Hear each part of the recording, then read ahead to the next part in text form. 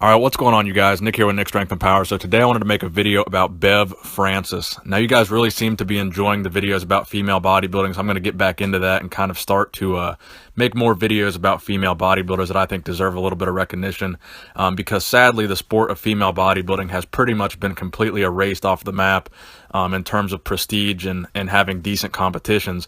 As you guys know, the Miss Olympia is now no longer a competition, and the Miss International, which they used to hold at the Arnold Classic, is now no longer a thing as well. So that's a shame. So Bev Francis is the owner of Bev Francis Powerhouse Gym in Syosset, New York.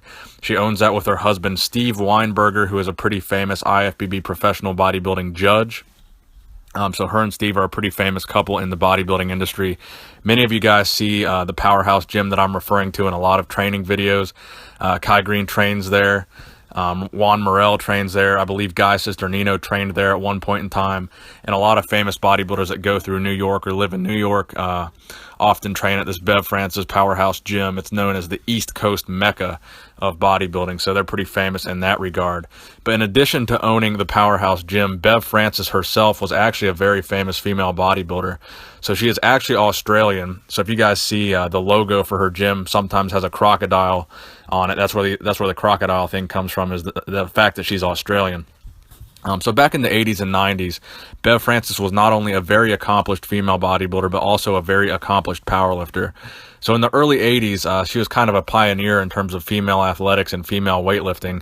Her best powerlifting lifts include a 500-pound squat, which is the equivalent of 230 kilograms, a 335-pound bench press, which is the equivalent of 152 kilograms, which is a very impressive bench press for any woman, even by today's standards. I mean, a 335-pound bench, there's a lot of guys that can't even bench press that, so that's a very impressive bench press.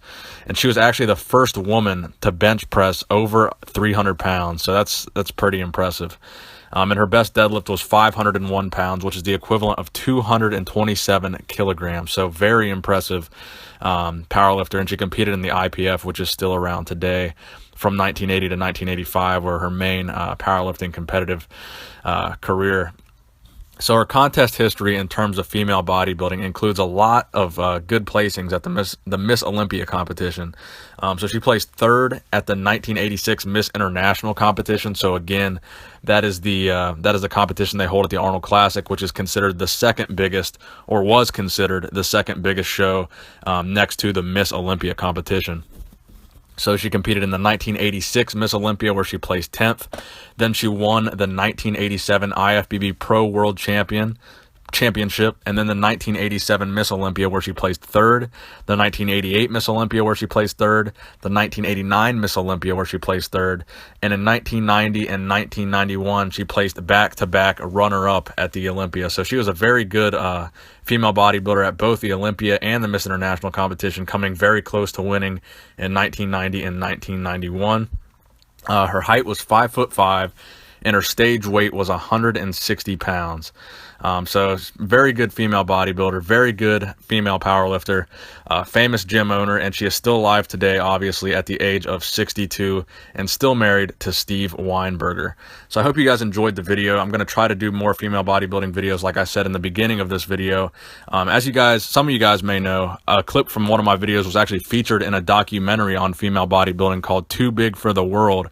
They did a documentary basically saying how it's kind of shitty that, female bodybuilding is being phased out and people are trying to move on to, women's physique and figure and bikini and all that stuff. So I was actually featured in that documentary. So I'm going to get back to making some videos about female bodybuilders and trying to bring them back into the spotlight a little bit, because there were some very good female bodybuilders, and you can say whatever you want about the steroids and the drugs and the manliness of these athletes, but I don't see any reason why a female can't bodybuild to the extreme that a man can if that's what they want to do. If they want to build a bunch of muscle, that's their prerogative. If they don't give a shit, what society thinks about it, more power to them. So I fully support female bodybuilding. I think it's great. So I hope you guys enjoyed the video. Please give it a thumbs up. Nick Strength and Power, signing out.